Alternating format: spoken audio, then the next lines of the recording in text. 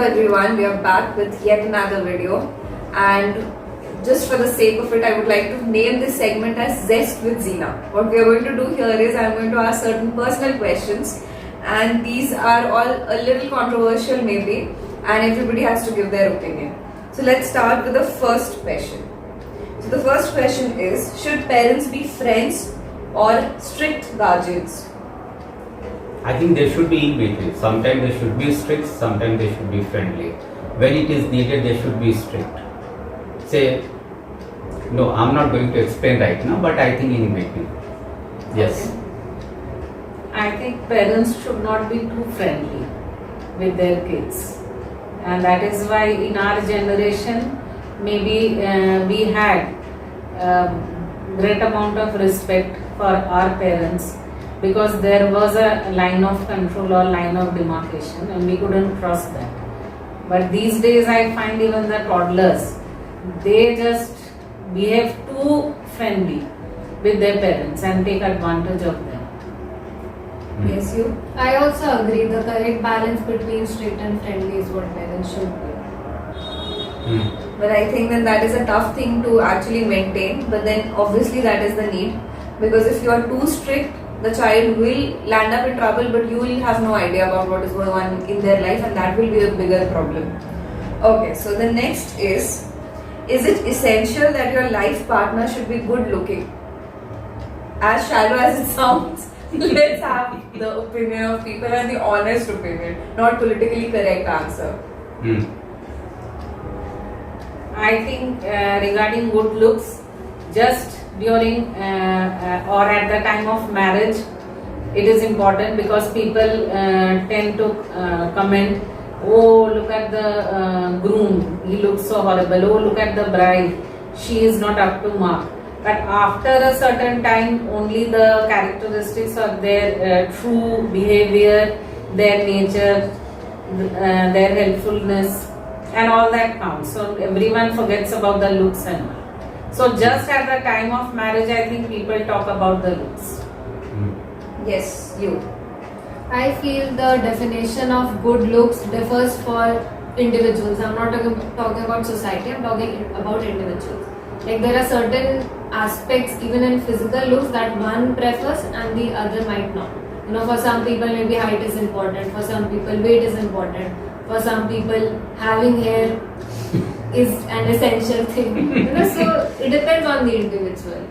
So you think, suppose for you these are the characteristics for a good looking person, so you will want all those good There looking. are few things that are lacking in me, so obviously those won't be the parameters for me. But obviously there are certain things, maybe hair, so those things do matter. Okay, yes, you. No, I really don't think a look does matter at all.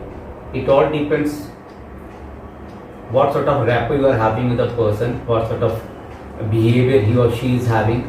If he or she is very understanding, very caring, I think that is much more important than the looks. Even if someone is having very good looks and all the time he or she tries to belittle you, I don't think that is going to click. So I don't think look at all matters. Maybe. So now that we are on this topic, there is something called pretty privilege. I think Yes. you have heard of this. Mhm. So do you think that this is actually a real thing? First of all, what is pretty privilege? Is it real? And Yes. do pretty people actually get away with most things which maybe not so pretty people don't? Yes, definitely. How? I believe. I'll give an example. You yourself, take yourself as an example. There are days when you don't look that good, you know, you're a little bit shabby. You go out, you see how people see you. At many places you will feel that you're invisible. Like nobody will even give a glance or talk to you. And again, once go out and you're all dressed up and you're looking up better that day, and automatically everybody, from the guard to the salesman, everybody's behavior will slightly change towards you. And that is the perfect example of pretty privilege. No, it is not about someday or the other day. I have personally felt that the people who have, especially the girls who are pretty by birth and they look sweet and cute, they always get the privilege in school, because in every play or every act or every program they are chosen, because she is beautiful, pretty, even if she can't act. she will be chosen because she's fair, she's pretty. Then wherever she goes, even the shopkeepers, especially the young boys who are the shopkeepers, they will just give them something in less. They can bargain on, and the boy won't be irritated at all and will be highly interested to sell the product. And this doesn't happen with a girl who is very, say, I'm sorry to say, very dark or short or doesn't look good. They don't get that. So yes, sadly we live in a world like this, there's nothing we can do. Okay, now changing the topic a bit. So the next question is, education makes a person more handicapped. We are all educationists, so let's see what this question actually brings out. I think in India, yes, it does, because education is directly related to the degree that we acquire. So the thing that maybe you have done your graduation or post-graduation in a particular subject, maybe you have done in English. So what happened that you get confined to that particular field only. You don't have the wide knowledge of all around or different subjects. You don't have any knowledge about the commerce and the science or any other field I'm talking. So yes, you have a very limited vision when you get the degree and when you study only for the degree sake. Okay. Yes. Yes, you. I'll relate this question in terms of, the term book smart and street smart.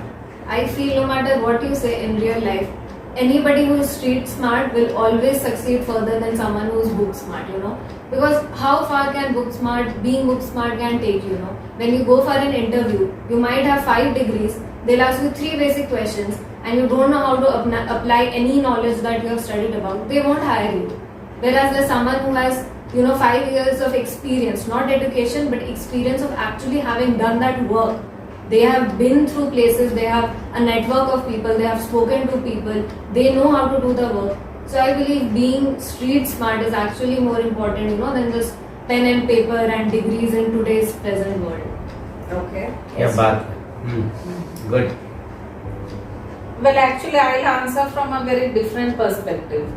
How being educated makes you handicapped. When people know that you are educated, they expect something else from you. And in all around you, you might find, like being a woman, I'm saying, that there are other women who are not educated. They are maybe ignorant, and the way they talk, they will use foul language, and if they have a tiff with you, they can use any abusive words. But being educated, you can't give reply in their same language, because that thing comes to your mind that at least I'm an educated person, how can I come down to her level? And even if you try, people will not expect that from you, so they'll say, "Chodiye na, you just leave, you are educated, you are understanding, you know better, so why go and talk to them?" So in this way, you just get sidetracked and people get away with any nuisance, any nonsense. So that is a big handicap when you are educated. Because there are so many things you can't do that others can do. When one is not educated, he or she can switch over careers, do something, sell something, go door to door doing saleswoman job. But when you are educated and already you are supposed to do something good, then you can't change or switch over and come down to that level. Because you yourself feel that maybe people will talk behind your back, maybe they will laugh at you. I think that is the good part, that we look at the same question from different perspectives. The same thing will bring out 2 answers and both will actually resonate with you, as was the case with this. Okay, next question. Geniuses are not normal people. Why? Is it true? And if yes, then why? I think this time we should start. I completely feel geniuses are not normal people based on every genius that I've watched or read about. Something about them will somehow, their backstory, maybe how they were in school or college, will 100% prove that they were not normal people. And I believe in order to be a genius, there has to be something different that, maybe wrong with you, I guess. Yes. I also think that genius are not the normal people. They have a streak of craziness in them. They go to any extreme to achieve what they desire, they wish. Maybe there are persons, they keep on working, they are workaholic. They keep on working throughout the day, even till midnight. That is why they achieve the success they wish to get. Yes. There are writers, there are the painter, the creative artist. They are not normal. Yes. So obviously the answer lies in the question itself. If they would be normal, then why would we call them a genius? So it is very clear from them they are genius, and that is why they are not normal. So from now on, if anybody says that I'm not normal, I take that as a compliment. Yes. Now that brings us to our last question, and that is, a bad excuse is better than none at all. I would really want to hear the answer to this because I'm always up with excuses and people say that you make far too many excuses. So is it good that I make so many excuses? Let's start with you. I don't think that all the time one should make excuses. No. The thing that once you make the excuse, to cover up that excuse, you keep on telling lies. So it's better that right in the beginning you admit that you have committed certain mistake. After that, maybe whatever you might, maybe the other side may look at you, or maybe they can scold you for a while, but after that everything gets normal. But once you start giving excuses, well, there's no end of that.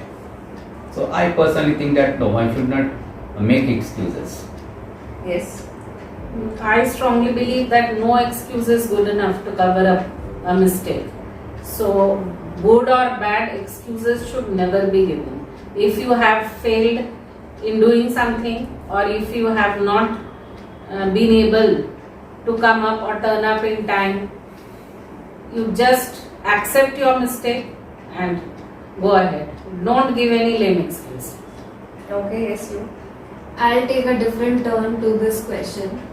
For example, in certain social situations, I think, like for example, somebody who does not like you a lot, you also know that they don't like you, but just for the sake they have invited you to something, like chalo bol dete hain, we'll say, and they are truly wishing that you do not come. So in that case, even the person knows that you are making a bad excuse, you are lying, you know it won't be possible, and it would be wrong to say ki, I don't like you so I cannot come there. So you have to come up with a bad excuse. They also know you are lying, but in that case chalta hai, because that is how society works and that is how human relationships work. So in those cases, a bad excuse is the only option you have. You cannot straight away lie about it. That's exactly what I was also feeling, and when I said that I make too many excuses, that's exactly what it is. I'm a people pleaser.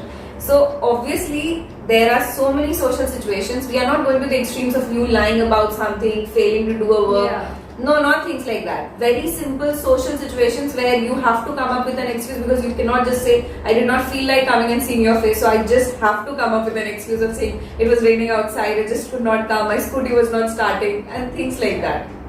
So I think there are wide situations where you need to make excuses. And that's just how. These are good ones. Like if someone is a very big bore and once they call you, they will not hang up the phones, and you can just suddenly give an excuse. Someone is at the door. I'll call you up later.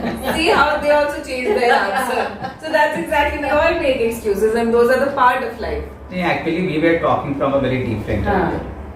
So Okay. this is from what perspective we were looking at it. Now that brings us to the end of the segment of Zest with Zina, which came again from this book, which is 236 Interesting Lessons of Spoken English, written by my father and me. And I think that all of you can also go and see there are so many different topics that are so much fun that you can also have conversations like these. So I hope you enjoyed this. Thank you for watching. Bye.